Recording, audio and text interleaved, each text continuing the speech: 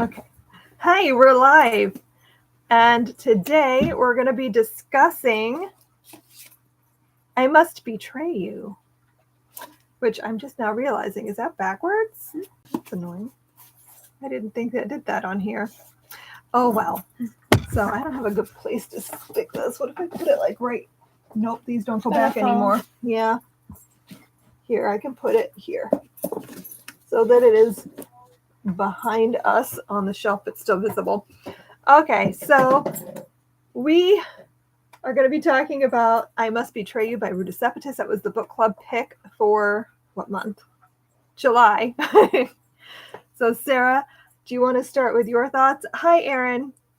So this is my third Reread Potential book that I've read, and also her most recent that I've read, since the only other two I've read are like her earlier works.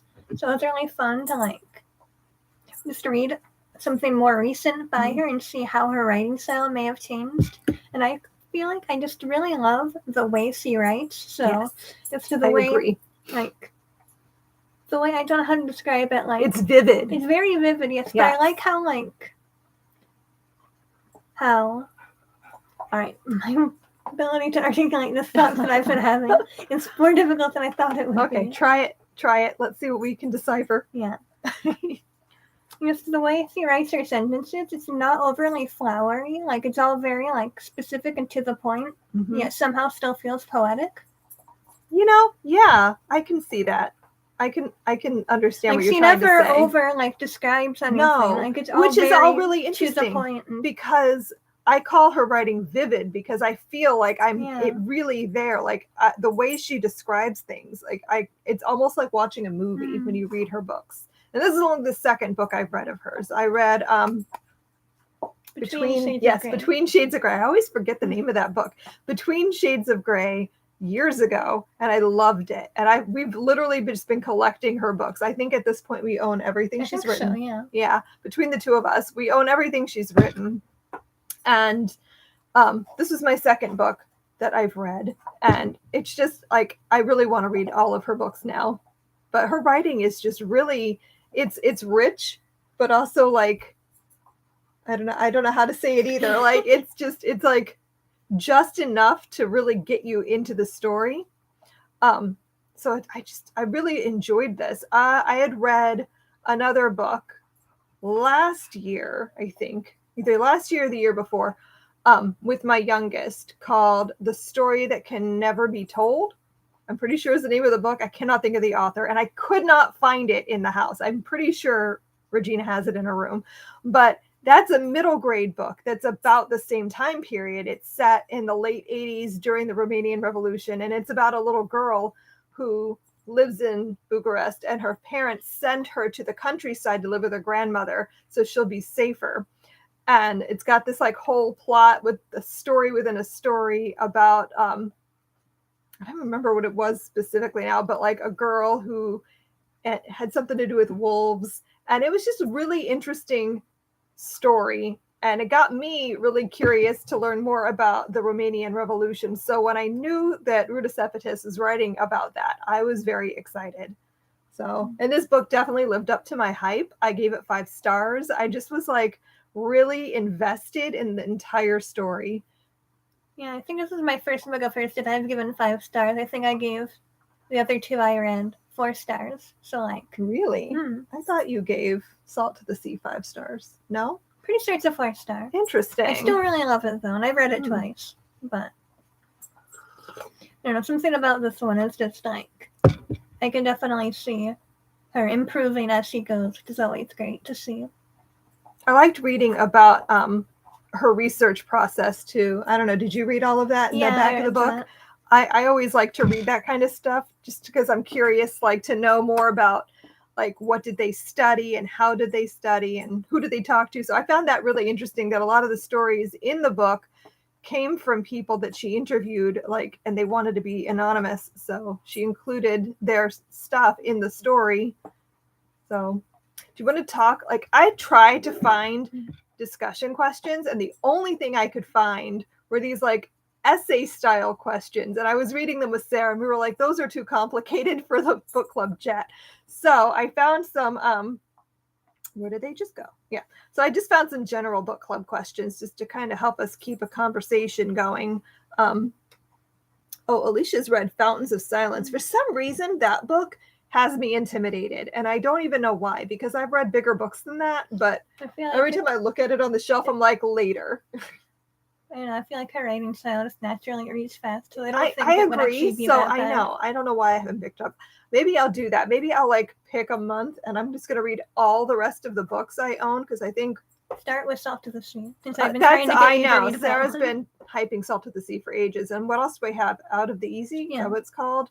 And Fountains of Silence?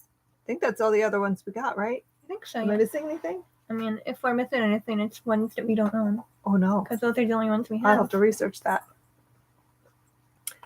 Small chapters. Can I just say that is my absolute favorite thing. If a book has short chapters, I get so happy because I can just fly through a book with short chapters. It could be 2 books side by side that are like 1,000 pages long. And the one with short chapters, I'll read in a week. And the one with long chapters is going to take me a month. And I don't know why. It's so weird. But like, I love a book with short chapters.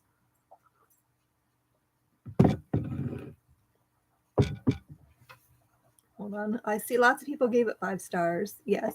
Out of the Easy was a 3. Interesting. I don't actually know what that one's about.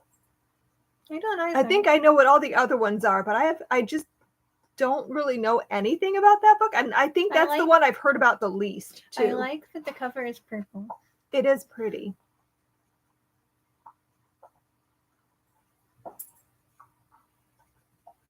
Okay, I'm just looking at all the comments and things. Okay. All right, so let's do some questions so we can talk about things. So Sarah, what was your favorite part of the book? Was there like a scene that sticks out to you?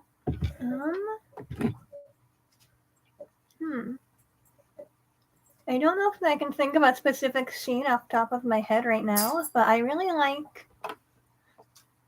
loved just trying to freeze this thought. You got this, Sarah.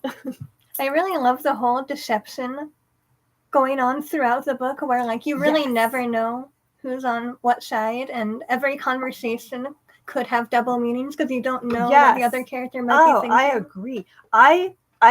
When I'm reading a book like this, I try to put myself into the story. Like, what would I do here? And I don't know that I could manage. Like, I don't know how to shut up sometimes. And like, I can be very quiet if I'm around people I don't know. But if I'm just like in my house with my family, I'll talk just like saying my thoughts out loud. So, like, I don't care what anyone hears. But like, I don't know that I could control that, because I have a tendency to just like word vomit. And I was thinking to myself, like, how do you have like, how do you even like get close enough with somebody to marry them and have a family when you can't trust anybody? Like, you can't even trust your children. You can't trust your spouse. Like, how? It boggles my mind that people not only still got married and had children, but like that they were able to stay married. Like, I don't know, that was very interesting to read about, but also just made me think like how hard that would be to maintain. Like, the father that doesn't talk anymore because, you know, he knows that his wife is informing on him. So he just like goes silent. And then on the other hand, you've got Bunu, who's just like shouting his dissent because he doesn't care anymore. I don't know. That was very interesting to read. I was also very excited reading this book because one of the Build Your Library reading challenge prompts that I made was to read a book about spies. And then I'm like sitting here going, oh God, we're halfway through the year and I need to figure out what is a book about spies. I don't own any books about spies. Like, I was starting to get stressed about it because I was going to have to find something new. And I'm reading this book and I was just like, oh my gosh, I didn't even think that this counted as a book about spies. So that was very exciting for me. I don't know if anybody else was stuck on that prompt, but this was a book about spies. So I was excited that it met a prompt that I was struggling with. So, okay. So who was your favorite character? Was there a character in the story that stood out to you? I liked her name, Liliana. Yes. Yeah, I liked her. Mhm. I thought she was a really fun character. Yeah, I liked her too. And I also liked the kind of, I guess, I don't know if I can quite call it a friendship, but like the relationship between our main character, Kristen, and then the American boy. Like their interactions were really interesting. Oh, that was one of my favorite parts of the story, because that was another thing I thought about a lot while I was reading, was how different our lives look to somebody in that situation. Like when he's watching that video and they open the refrigerator to get something, and he's just like, they have so much food, and like that kind of thing. Like, you don't think about it. Like, we always have almost too much to eat, and you don't think about it when you throw away leftovers and sat too long or things like that. That like, there's people who have like absolutely nothing, who've been standing in line an entire day to get a potato that is like the size of the small of their hand. And like, that's, I don't know. I found that whole thing with the two of them and like the differences between how they related to each other to be really interesting. My favorite character, by the way, was Cersei. I really liked her. I wish we could have gotten more with her, because like the more that we were told as the story unraveled, like, and we got deeper in, I thought she was very brave to do what she was doing. And I'm sad that her story ended tragically, but I found her very compelling. Okay, let me back up because I see we have some comments here. Yes, Aaron says Ruta Sepetys does an amazing job of making you feel like you're there, getting to know every character. Yeah, I really like that too in a story. Like when you really get to know details about even just side characters, like Starfish was an interesting character. Luca. I like that we were able to like kind of get inside all the different characters in the story, even like the really small ones, like the woman from Boston. We only really see her for a couple of scenes, but I felt like we got to know her a little bit through that. Let's see. Yep. Aaron says, I love seeing how each character handles the situation they are in so uniquely from one another, even in the same household. Yes, I found that really interesting too. Okay, let's see. We've already answered a bunch of these. Like, would you read another book by this author? Yes, so you would. In fact, let's see. What surprised you the most about the book? Is there anything you found surprising? I mean, is this a subject matter you knew much about, Sarah? I didn't know much. It's like, I know, I just set you up. I'm sorry. No, thank you. I've been wondering what I would do to bring this in. Sarah has a little tidbit that she was very excited to share with everybody. So I didn't know much about Romania during this time in history, but I do, in my back knowledge of useless things, know a little bit about Czechoslovakia during this time in history, because I don't know if you guys know that one of my biggest passions and obsessions in life is puppetry. And there was, in the 80s in Czechoslovakia during this time period, a show called, I'm gonna butcher every name, but a show called Slineko. And it has, and wow, wording things. You got this. You've been telling me about it all week.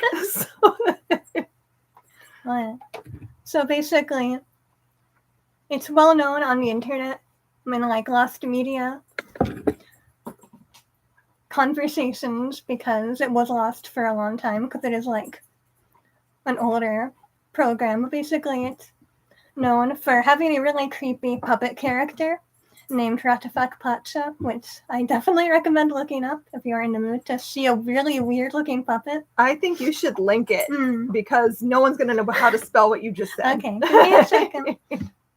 But basically, The show is well known because of how.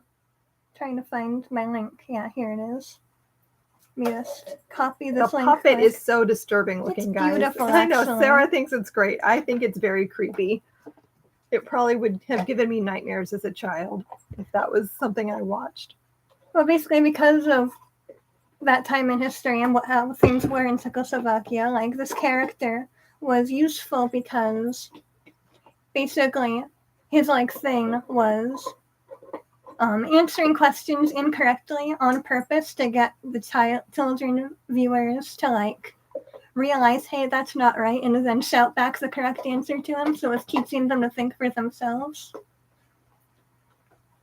So I'm trying to like get into YouTube so I can paste this link so you guys can see my good friend. What the fuck? Yes. Sarah's going to share a picture or Right. a link for it or something so right. that you guys can see what she's talking about, because it's interesting, but also very creepy.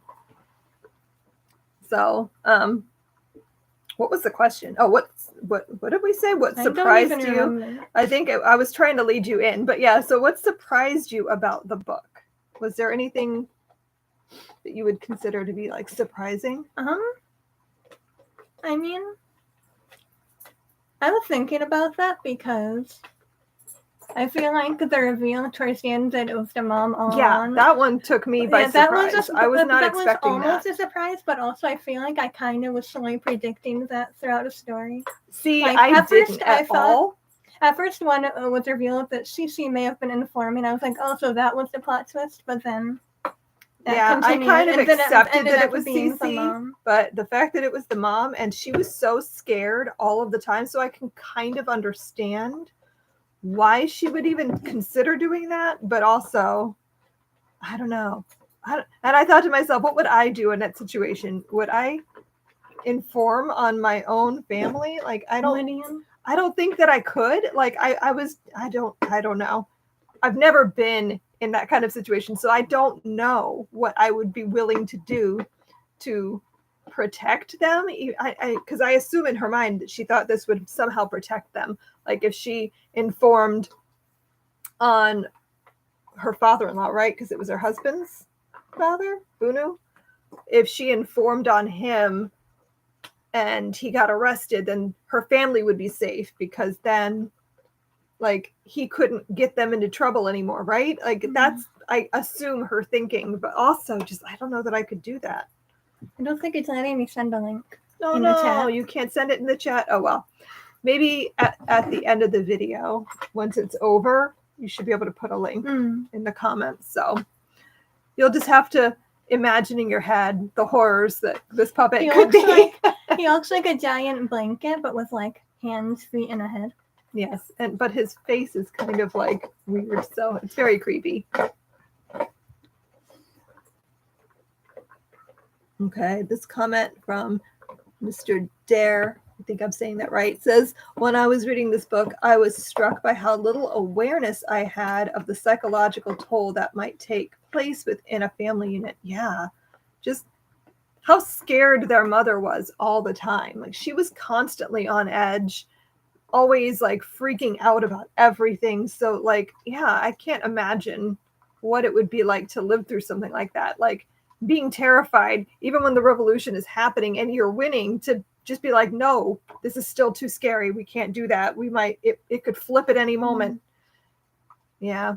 It's a toll it was taking on like everybody, like that one student who freaked out in class. That kid in class that panicked. Yeah.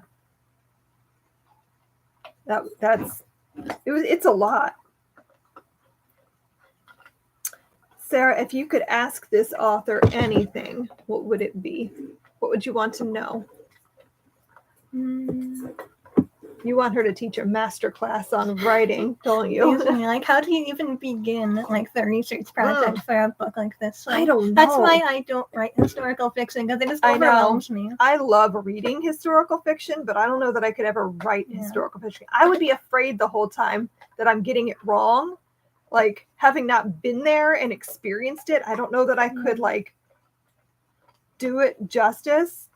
And like, But- where do you find the people to interview for these kinds of things? Well, I mean, Like, she went to yeah, Romania, like- so she spoke to lots Yeah, of people who lived but through like, it. I don't know. It just but- seems like so much, and like, it's Yeah. great. Like, I have so much respect for authors that do this and like go that in depth to create books like I'm these. always fascinated by authors, like how they are able to like travel, research, talk to people. I don't know. I just think it's fascinating. I would love to be able to do that, but I don't feel like my writing skills are up to par to like make it worth going through I all that believe in trouble. you. Thanks. I don't know. I've always wanted to write a historical, but I just don't know that I could. I feel like you've done enough research on the I Holocaust. know. You could I do feel it. like I could, but like also, I don't know. I'd want to get it right. So I'm not sure that I could pull myself together enough. But I do find it fascinating reading about the process and seeing like all of the research and stuff that she used, like the huge bibliography in the back was really interesting. Oh, so Alicia says the clues made me think there was more to Cece's story. I was definitely surprised by the mom. Yeah, I agree. Like I didn't see that coming at all. And I gasped when I found out that it was the mom. Like I don't know. To me, like the mother is the person you should be able to trust the most. Ultimate betrayal. That is such an ultimate betrayal. Like I should have known going into a book called I Must Betray You that like there was going to be a lot of that, but I just didn't see it coming from the Like mother. it's one of those plot twists. It's surprising, like once it comes up, but then you're like, wait a second, this makes so much sense. It does, now. like, yeah, I totally understand and I can see it. Like throughout the story, I look back, I'm like, okay, no, that does make a lot of sense, and I can see that there were clues the whole time, but I still just was shocked that it was the mom. Okay, Sarah, let's see. What other questions do we want to do here? Do you think that was a good title for the book? I Must Betray You? Like, yeah, you can't imagine it with a different title. No. Let's see. Did this book remind you of any other books? Have you read anything similar? I've already kind of talked about that this reminded me of a middle grade that I read, but have you read anything similar? I don't know. I'm trying to think about it. I feel like most of the historical fiction I've read, you've read too. Probably. So, I don't know if I can think of anything off the top of my head besides like previous Rita Sepetys books. Like if you want more on this time period, the only other book I've read set in Romania, and I've been looking for some more things like that, was The Story That Cannot Be Told. And that one is set in the countryside. So you get a little bit of a different perspective on what life was like in this time, because in the cities, they relied a lot more on electricity. So like there's a lot in this book about, well, we don't have electricity, the hallway is dark, and like a lot more like that. Whereas in the countryside, they didn't have any electricity ever. So they were used to it and it wasn't a big deal for them. So that wasn't a hardship as much. And they had more food because they were mostly farmers in the countryside. So even though they were having to give up a lot of their food to like the government and stuff, they were still able to keep enough for themselves that they weren't as hungry. Not that they were like as well off as we are in America right now, but like they still had more to eat than people in the cities. So it was an interesting, different perspective to read about. One of the things that I liked though, in both books, they both talk about the movies, watching the movies. Yeah. I just found that really interesting that like, even then in that darkness, they were able to like access just like a little bit of light. And that so many people were able to do that, like, and I found that interesting. Wasn't there a detail like that they were all dubbed by like the yes, same they're person? all dubbed by that, and they talk about that in the other book too. All of those movies were dubbed by the same woman. I want to read a story about and her. I want a book about her. I think that would be interesting. really neat. Like, what's that like to be the voice that everyone knows because everyone's seen these movies that she's been dubbing this whole time. Like, I found that interesting. I wonder what that would be like watching a movie in a cramped room and like maybe someone's going to knock the door and arrest everyone. I don't know if that would make it more exciting or just like too scary to do it. I don't know. Let's see. Is this a book that you think you're going to reread? And why or why not? Do you think this book has reread potential? I definitely think it does. I feel like especially like with the information and understanding you have by finishing it, rereading it would probably be a really interesting experience to like now you know who is and isn't an informer. Yeah, that's true. And what their motives really are. I can see that. I was trying to decide as I was reading it, is this something that I could read to Regina? Like, would this work as a read aloud, do you think? I've never read aloud a Rudis Sepidus, so I don't know. Haven't tried it. But let's see. Are there any lingering questions that you have that you're still thinking about? Ooh, Alicia was able to listen to the audiobook. I really want to, that's what I would do. If I ever reread this, I want to find the audiobook. I didn't have a credit for Audible, so I couldn't get it there. And I was hoping I could access it somewhere else, but no one had it. I would really like to hear the audiobook because I don't know how to pronounce most of the things. I was frustrated a lot of the time trying to guess at the pronunciation. I did finally look up the name of their leader. What was it?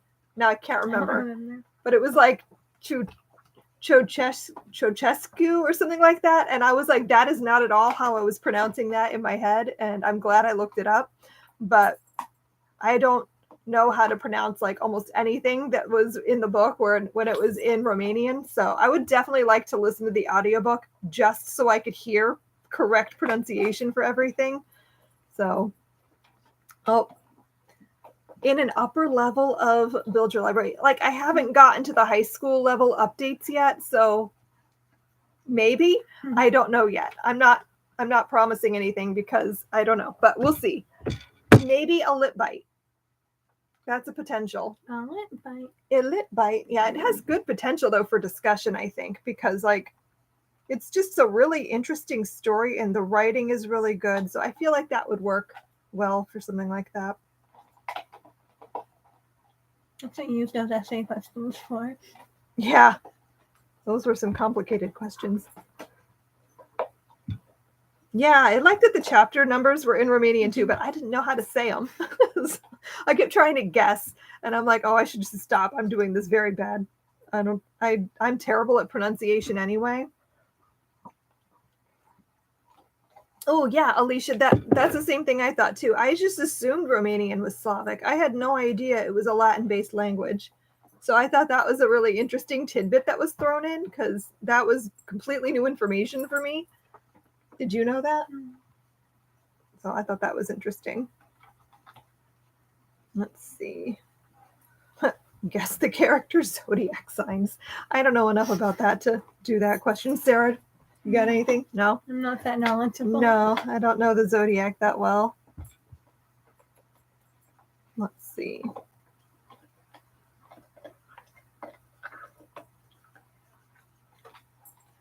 Okay, I don't know if any of the fiction-specific questions are useful for us for this book. So I don't think that's going to work. Are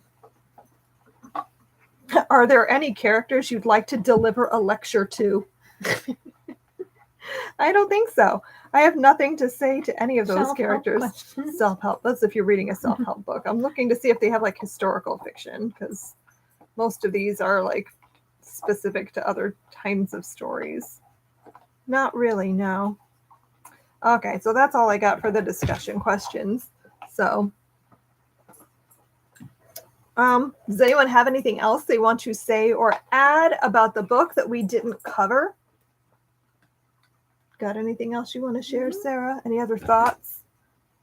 I just really want to read more Rudis Sepidus right now. Like, not this month because I have too many things that I've been like putting on my TBR for months and I just need to read them and be done with it. But soon I kind of want to do like a Rudis Sepidus binge and just read all the things that I haven't gotten to yet. Because I buy her books like as soon as they come out. So I think have to start with Salt of the Sea. Salt of the Sea first, yes. I already planned on that. Where did I put it? Oh. And of course, this month in August, we are reading Cersei by Madeline Miller. And I'm very excited to finally pick this up because I've owned this book. When did this come out? I bought this when it was new. When did this come out? 2018. So I've had this since 2018 and I have not read it. When in 2018? Oh my before or gosh. after I started college? I don't know. Not sure, Sarah, but I've had this for a long time. I read, what is her other book? Now I'm tired. I can't. Song of Achilles. I read Song of Achilles first and absolutely loved it. Sarah, what are you doing? I think I've been trying to get you to read that for years. Obviously, if this came out in 2018, then how long ago did I read Song of Achilles? And I've been trying to get you to pick it up. So I'm probably going to try and read Song of Achilles first and then read this. I think you should, but they don't have, like, they're not, they don't care exactly. They're very different books. I want to read Song of Achilles first. Yes. So I'm excited because I have been really enjoying mythological, like, retellings lately. So yeah, it was in level 10. So I don't know what year that was that I read. I might have been 2018. I might have read it the same year that this came out. If not the year before, I think. So this has been on my TBR for ages. I think I haven't picked it up yet because I loved Song of Achilles so much that I've been kind of nervous that maybe I won't like this.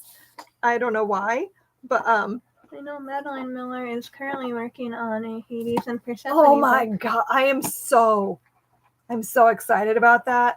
I've been wanting a good Hades and Persephone retelling, but like I'm very picky. I don't want like just a silly romance version of it. I want like a real, like, gritty Hades and Persephone. Like, I'm obsessed with Hades Town. One of my absolute favorite things ever. I want that in novel. Like, give me that story as a novel. I would eat it up. So I'm hoping that comes out sooner than later. I have no idea. Has she said anything about a release date for that? I don't know if I actually follow her on Instagram, so No? I don't know specifically. I don't know if I do either now that you say that. I just see people share But I stuff haven't about seen it stuff about it. I might follow her on Twitter. I think that's where I saw it. But I don't know. This is the book we're reading this month. And so I'm excited to get into it. I always wait until like the week before the live show to read because there's a map. Pretty. Because I like it to be fresh in my mind. Oh, Julie says, I must admit to being a bit intimidated by Cersei. Do you think prior knowledge of the mythology is required? I don't think so. I mean, I think her writing is pretty accessible. And it's going to go into a lot about the mythology, not the same author. But I read another book. Actually, I think it was with the book club. What was it called? The one about Loki's wife. Now I can't remember the name of it. You didn't read that. Oh, I'm going to have to look it up. But anyway, I didn't know a lot about Loki's wife and that mythology. What was it called? That's going to bug me. Let me see if I can find it. Oh, did somebody share The Witch's Heart? Thank you. Yes. So I read that with almost no knowledge of that story. I knew just like the very basics that like she had these 3 children and they were kind of monsters. That's literally all I knew. So I got so much out of that book. I found it just to be really compelling. So I'm kind of assuming this will be similar, that you don't need to know too much background information. So I think you can just go in and read. It might inspire you to want to learn more and like go read the source material, but I get the feeling just based on her other book that she's going to take this in different directions than the source material might originally have. Yeah, I was wondering, Erin, how similar Cersei's story is to Angrboda, because I feel like they're kind of similar characters in mythology, not like too similar, but kind of a little bit similar.